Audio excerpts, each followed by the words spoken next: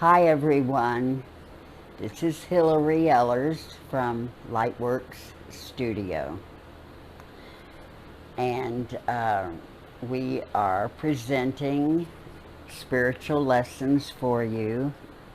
I hope that you are enjoying what we're putting out here, and I would just love it for you to communicate with me and communicate through my email, which is send to Hillary at gmail.com.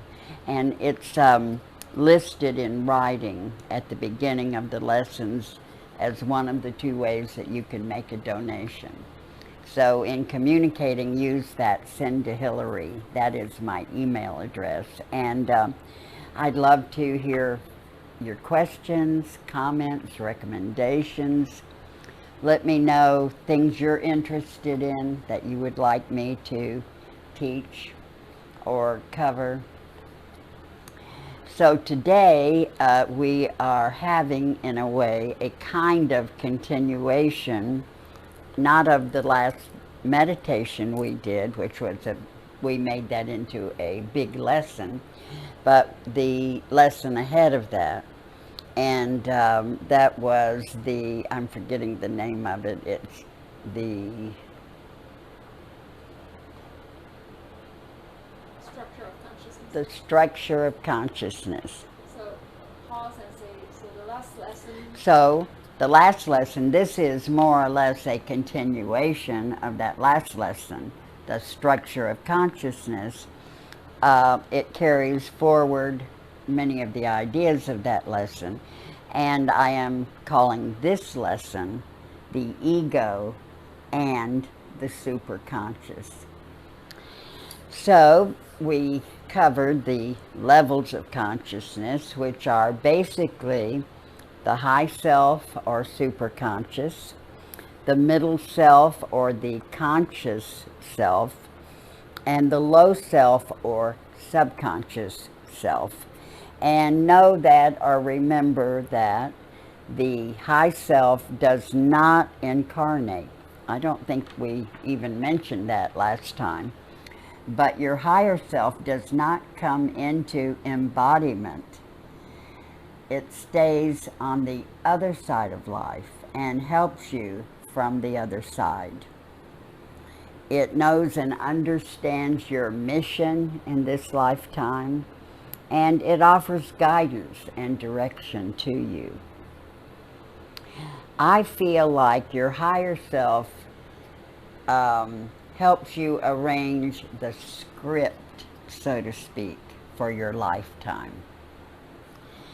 Your subconscious helps you line up the actual events so that you leave home at 4:15 to meet with someone at 4:17 that you weren't expecting to even see.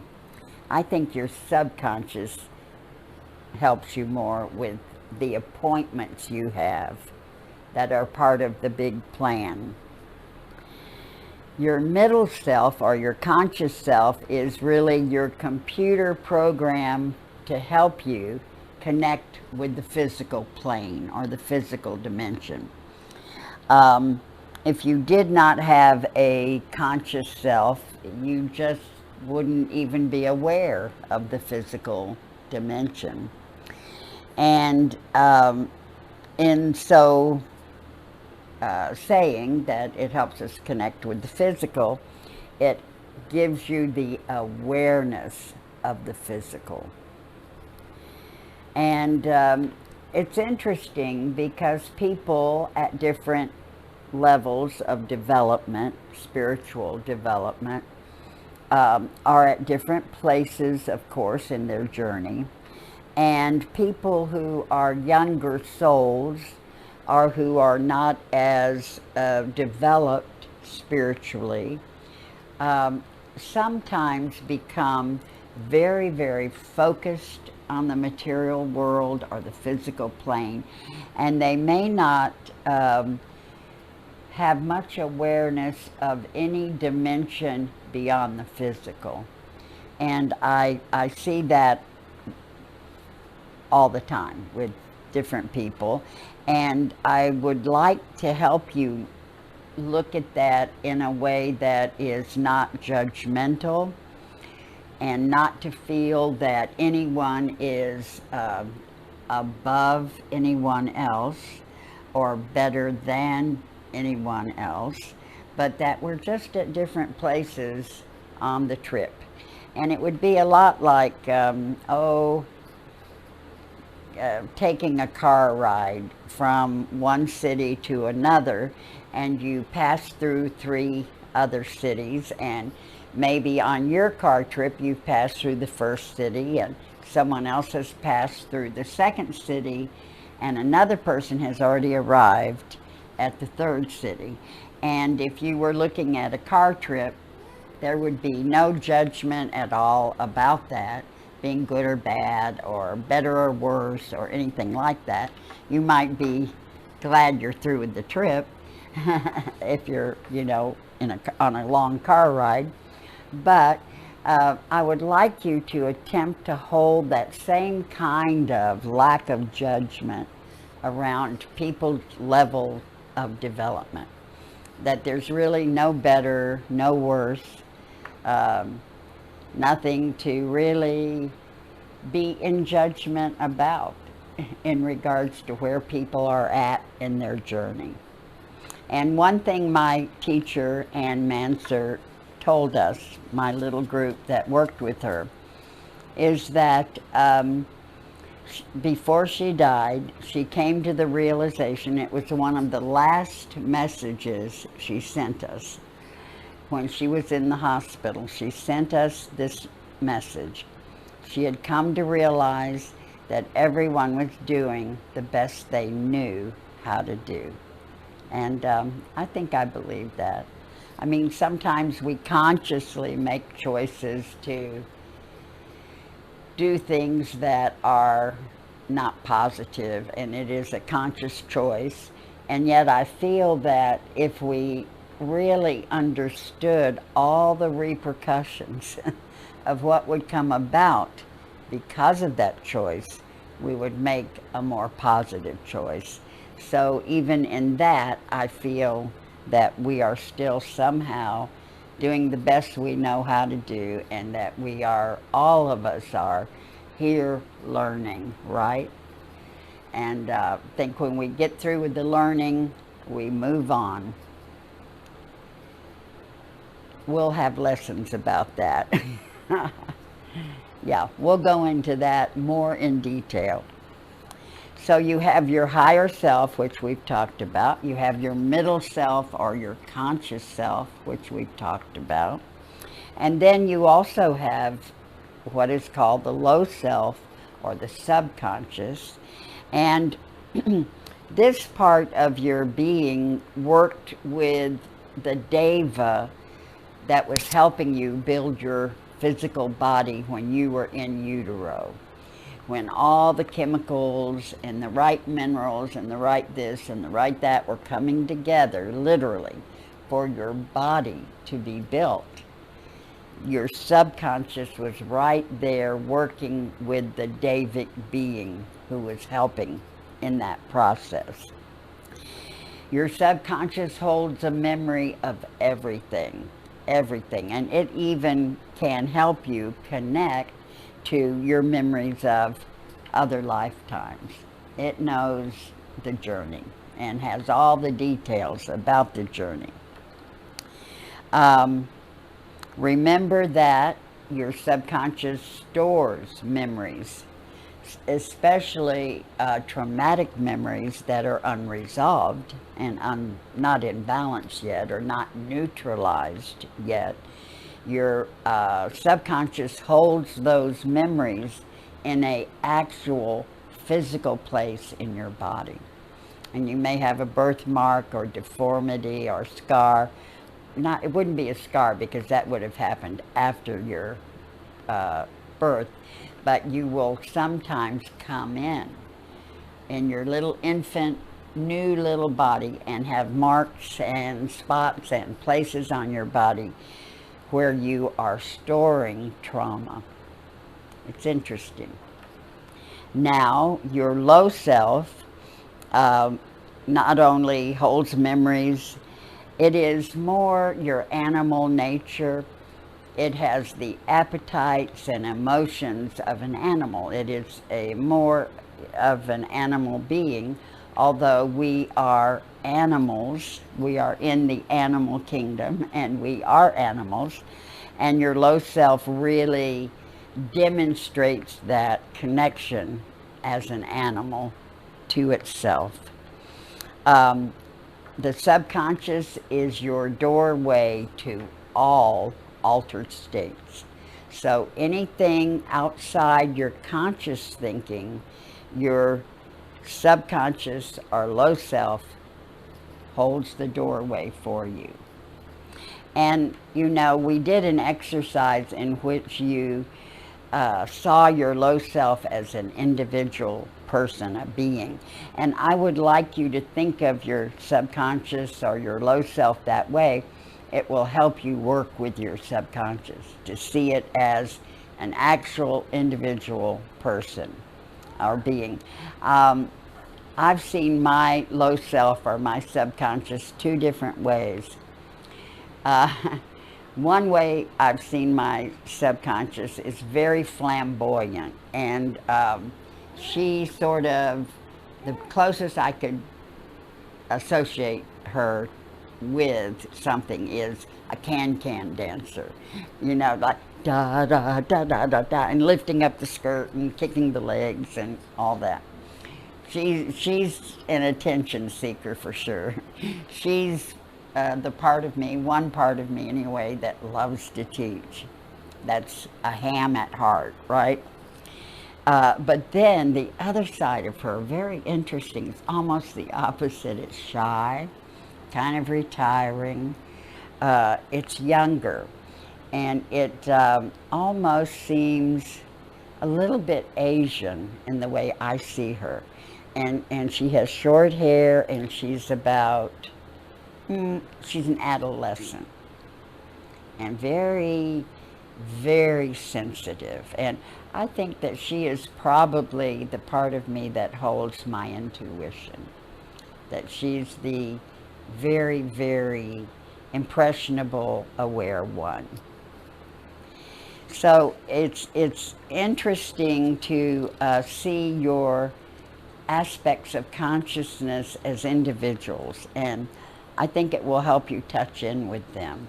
At first, I saw my greater self or high self as sort of sitting on kind of a throne, like a very serious ruler. And then the more I looked at it, I thought, no, I don't think that's really my higher self. That's probably what I'm projecting onto my higher self. And then I saw my higher self as a woman, and she was very strong, very composed. And she had, what I was noticing about her is she had very beautiful, intricately braided hair.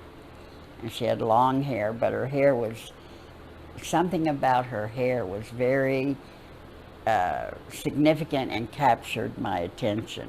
And I felt like she was from a setting that would have been, I'm just going to say, Mesopotamian or something like that. You know, I don't know quite the culture to associate her with, but something of that type.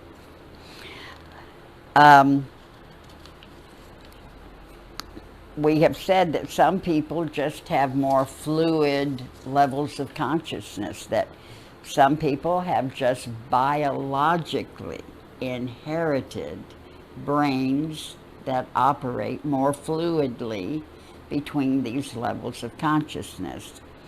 And you can also always learn how to access other levels of consciousness beyond the conscious self. You can always learn how to do that. And remember that the big key is relaxation. it helps to open you to your subconscious, and that opens you to all other levels. The conscious self can only move into contact with altered states through your subconscious. So you're not going to just jump from conscious thinking into contact with your greater self. You'll need to drop down into your subconscious and then move into your higher self. And generally, you're going to be doing that without even being aware of it. You know, it's sort of like it happens naturally, automatically. It happens by and through your desire to make that contact. So whenever you are seeking a certain part of yourself, put the word out to all the levels of yourself, what you are reaching for and what you want, and it will help you have it. The parts of you are very anxious, very desirous of pleasing you. And so always let your desires be known, and it will help you fulfill them. Now, let's talk a little about the ego. People sometimes are confused when they have a certain sense of direction, or they have a certain desire going on, and people can be confused about whether this is a prompting of the ego or is this a prompting of your greater self. And for most people who are aware of levels of self, that can be troublesome to not be able to tell the difference, because people who are dedicated to a spiritual path will be wanting to fulfill and comply with the direction of the greater self and the high self, rather than the desires of the ego. And not that your ego is bad, it's not at all, and that's one thing I want to make clear, because it seems like ego's really gotten a bad rep here lately. I don't know for how long, maybe a long time, but certainly now that often in spiritual circles, the ego is looked down upon. And in fact, there's a lot of negative association with egotistical people and people who are, you know, very focused on ego.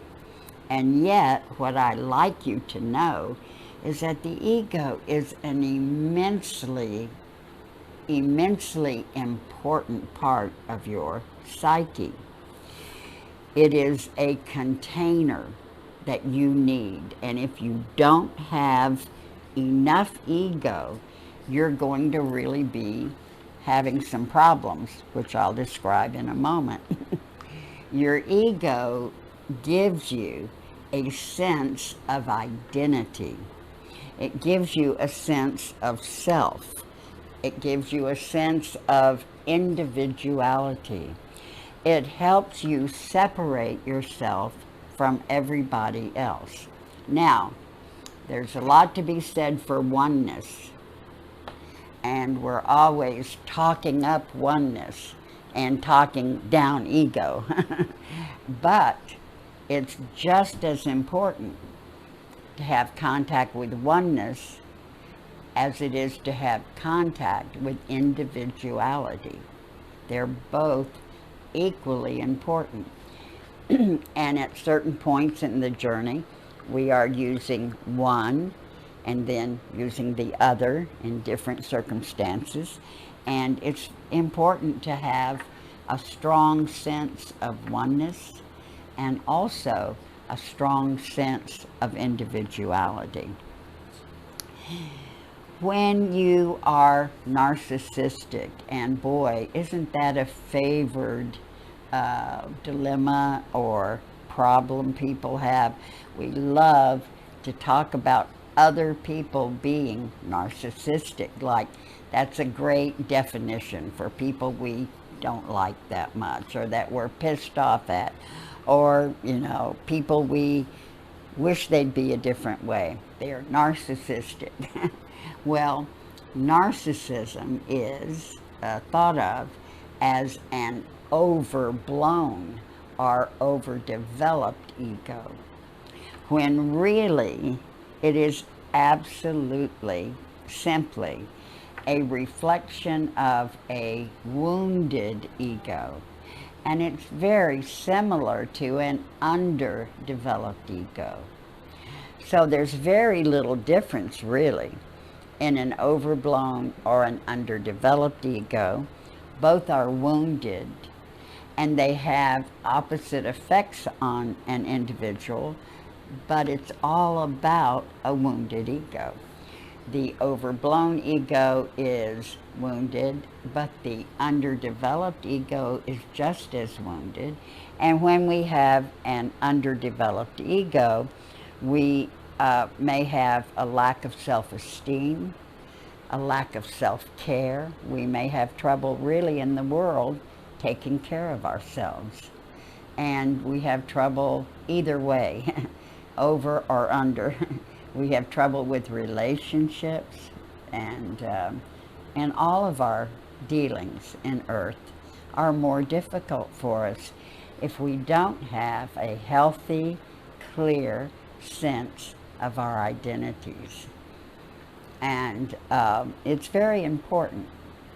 That exercise we did a lesson or two back, the self-examination exercise, I think that is so important because that helps to establish our awareness of ourselves, our awareness of our own identities, so to speak, or where we're at in our journeys.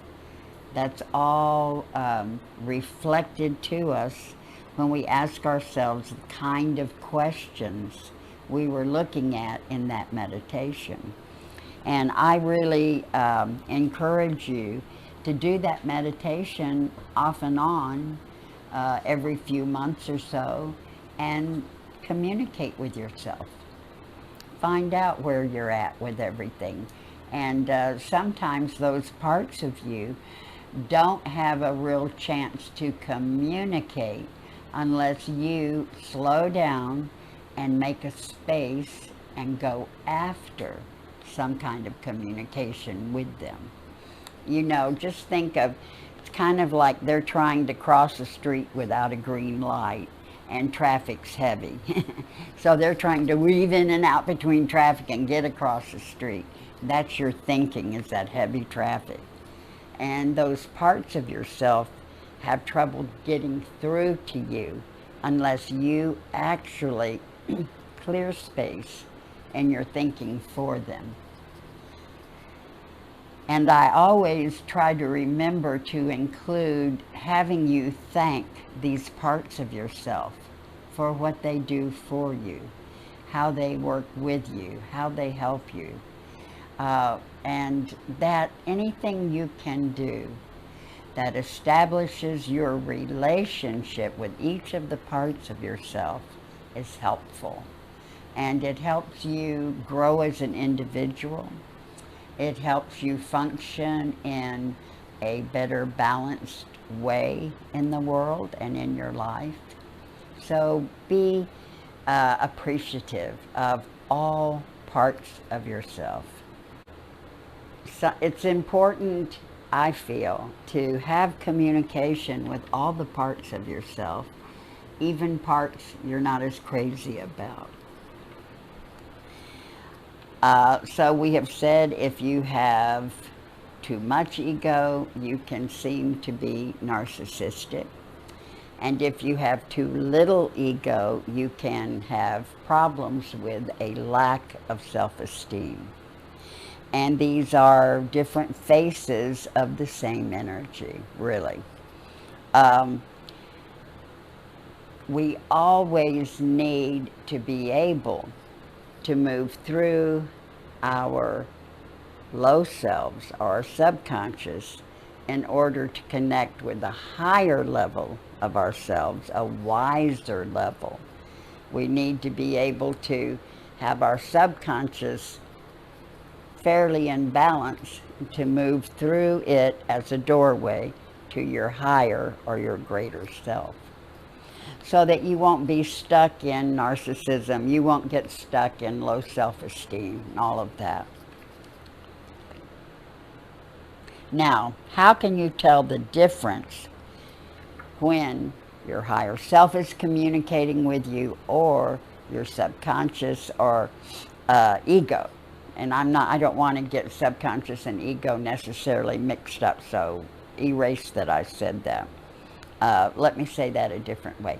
How can you tell the difference between when your higher self is communicating with you and when your ego is communicating with you?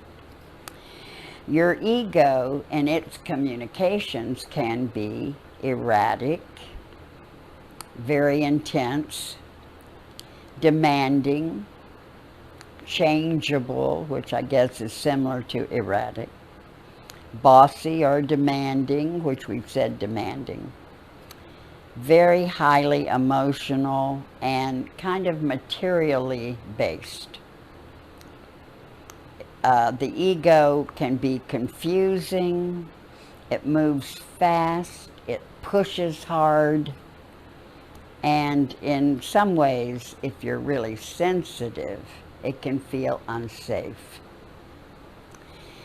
Your higher self is steady, it's calm, it's inviting rather than demanding. It suggests, again, no demands, a suggestion. It has higher motives, encourages independence. It's relaxed, it's clarifying, it takes its time. And so if you kind of get a feeling for that, you can really feel the differences there, that ego can be impulsive, wanting to be immediate. Ego is very big on immediate satisfaction. And the immediacy is a big part of it. Your higher self does not incarnate. It does not come in with your conscious self. It's available to your conscious self and will help your conscious self. Sometimes it waits for your conscious self to communicate with it, and sometimes it attempts to get through to your conscious self with messages. But it definitely stays on the other side, and it communicates with you from a higher dimension. It communicates through your subconscious.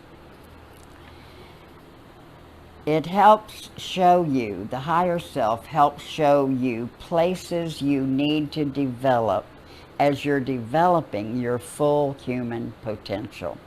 So your higher self is helping you look at where you need to grow within yourself. It begins to help you touch in with the most creative parts of yourself. It is your direct link with your inner guidance and the help you receive from the other side. Your higher self speaks to you from the wisdom of all your many lifetimes. It speaks to you from the wisdom of your Creator, as your Creator communicates with you also. When you look at the difference in, your lower self and your greater self, your lower self is your direct link with the divine. even though we associate all of that with our higher selves. But know that your lower self is really, again, I always say, doorway. These parts of you may appear as masculine or feminine, and the truth is they're really androgynous. They hold both male and female parts. And so there is a feminine part of your greater self and a masculine part, and also of your subconscious. And I feel that actually as people grow and develop, and they progress in their evolution as a soul, that we each become gradually more and more androgynous. And I think what that means is that you actually become more equally male and female. And I think that applies to everything, every aspect of your life, including your sexuality. Now, so in my thinking, androgyny is not a freak of nature or a freaky thing, it's a progressed thing to be. Now, when you have a strong ego, that may, now I'm not saying an overdeveloped, I'm saying strong. When you have a strong ego, it may indicate you have courage, leadership abilities, you have decisiveness, better at self-care, and you're also a better teacher when you have a strong ego. You're better at claiming your truth, claiming your place, your space. Now, when it is overdeveloped, the ego, it may indicate a self-centered or self-serving state of being. When a healthy ego connects with the higher self, you will have a very, very dynamic person, and that person will have strong, positive character traits.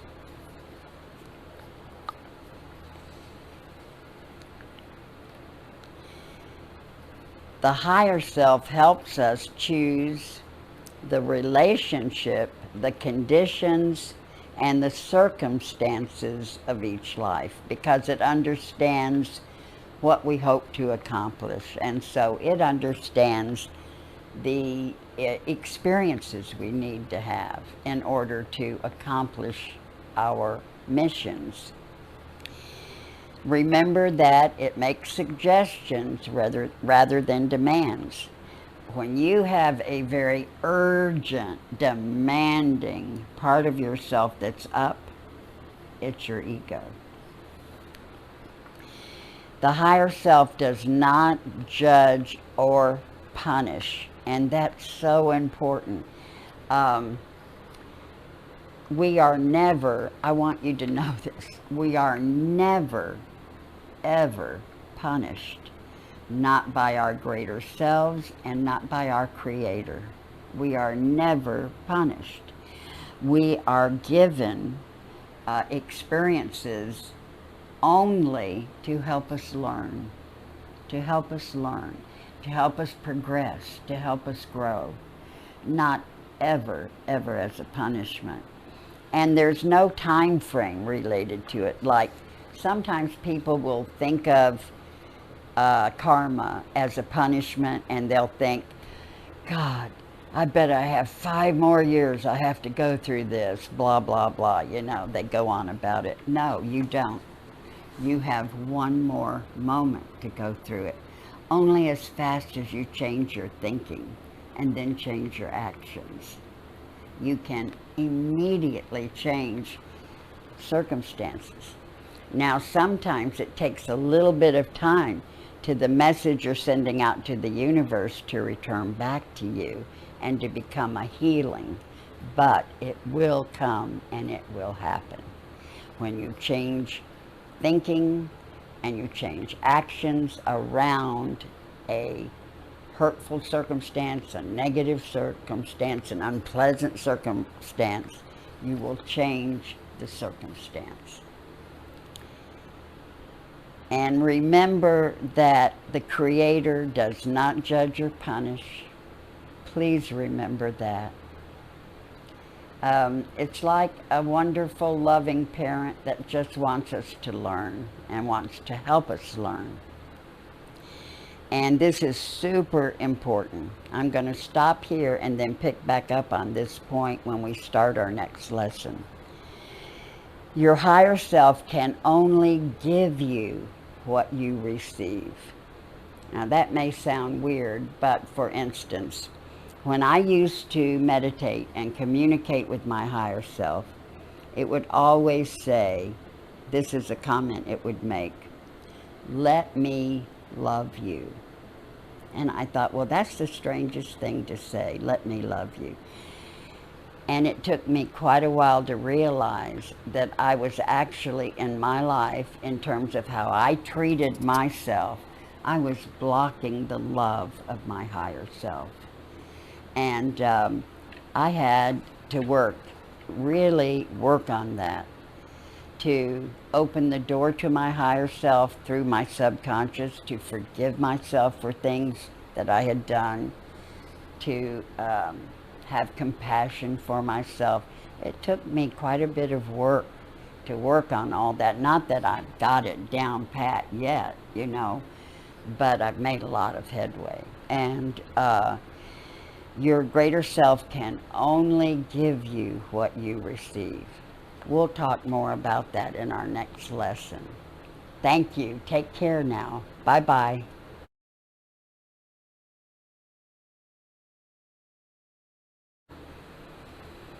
Let's begin a guided meditation.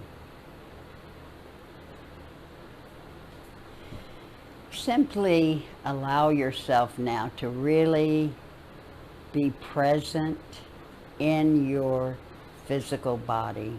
Really enter your body more fully. It's like stepping into a garment you're putting on and that you're going to wear. Step into your body. Put it on. And feel, as you do this, feel the feeling of being anchored and connected in your body. And become aware of your breathing.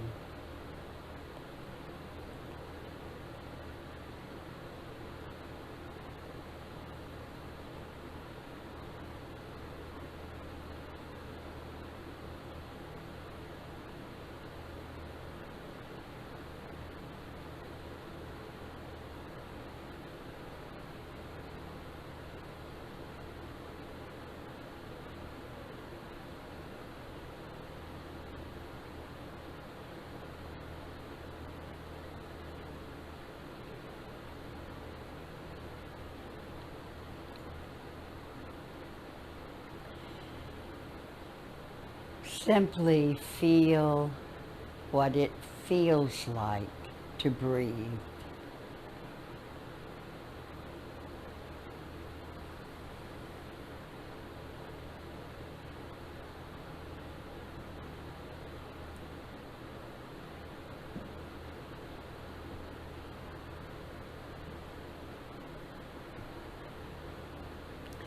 In this moment, feel how good it feels to breathe.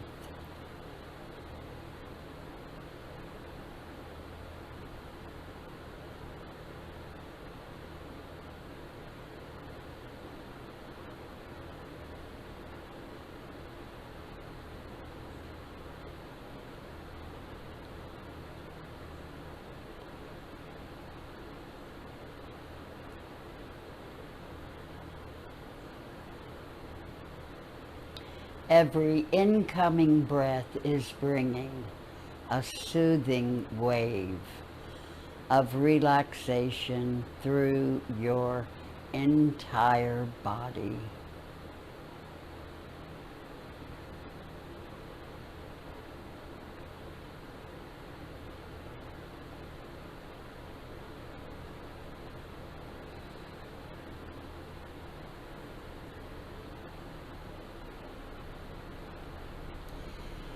Every incoming breath is bringing with it a soothing wave of relaxation,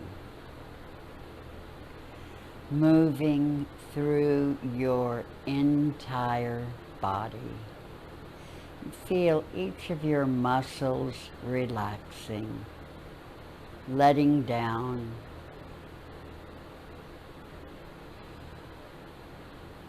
growing longer.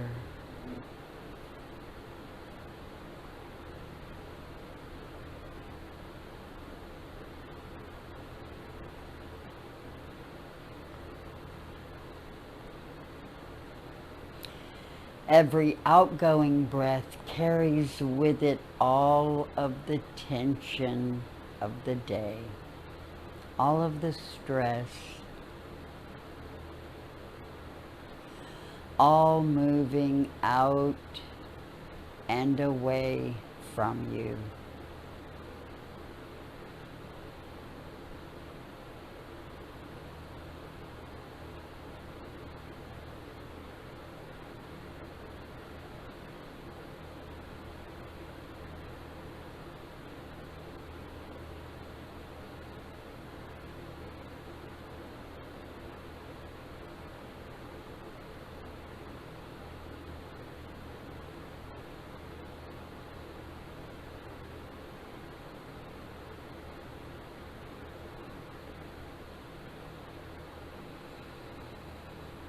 From this deep,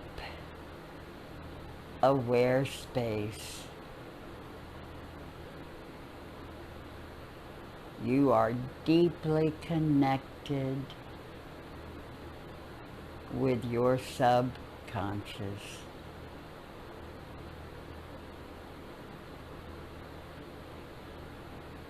And just know this deep, familiar feeling.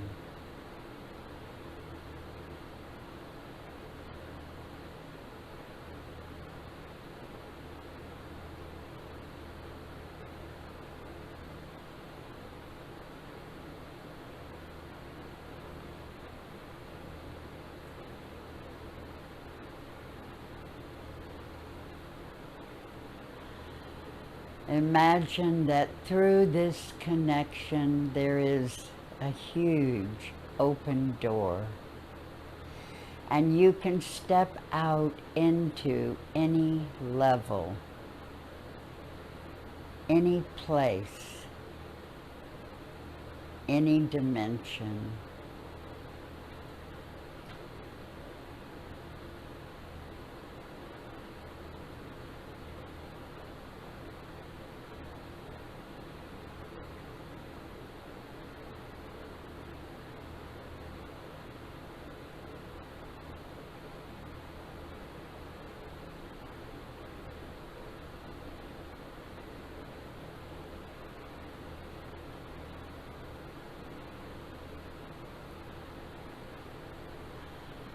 Step forward into wherever you are drawn.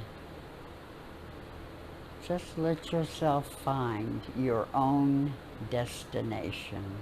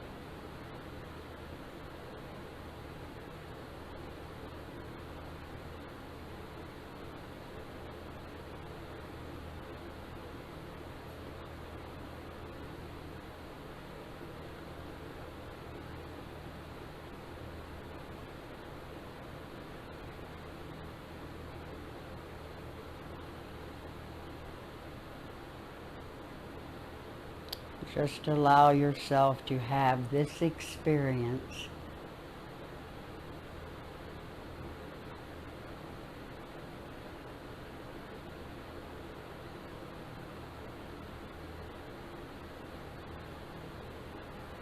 And now gradually begin to return to your surface level of consciousness and bring with you all that you have experienced.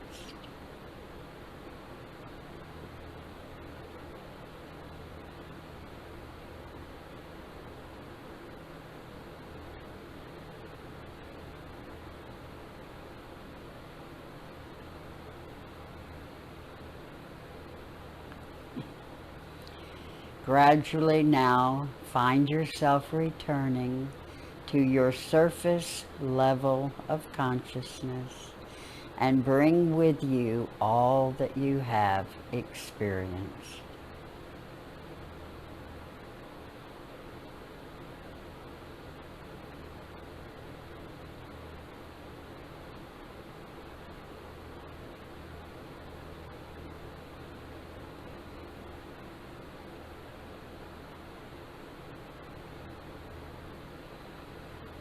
And when you are back, let yourself move. You might want to stretch a bit or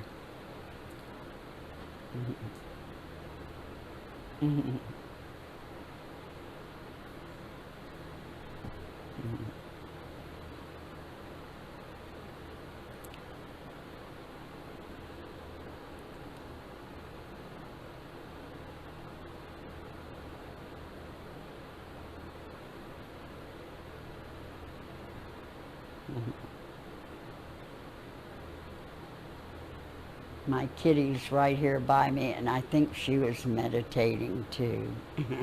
She looks like it. So write your little meditations in your journal, or anything. Write anything in your journal that seems significant to you, either from our lesson or from your life, which is, you know, the bigger lesson of all. Thank you. Take care now.